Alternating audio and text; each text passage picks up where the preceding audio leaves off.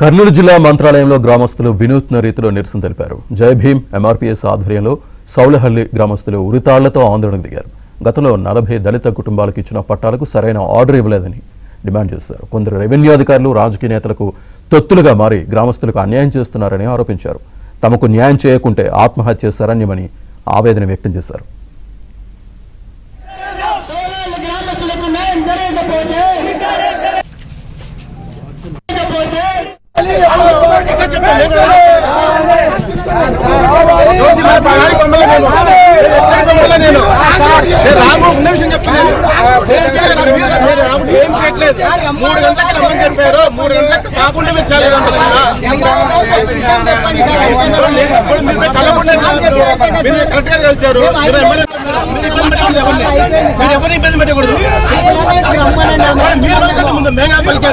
మీరు పలకద్దు.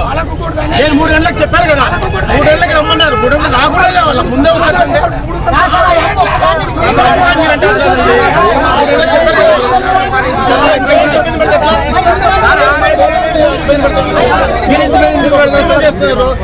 న్యాయం చేయాలా, 10 మందికి సాయం చేయాలా, 10 మందికి ఇబ్బంది పెట్టకూడదు. ఆపేయాలి కదా, ఓపిక కొట్టాలి కదా. చెప్పండి సార్, ఎంఆర్ఓ గారు రమ్మని చెప్పండి. ఎందుకు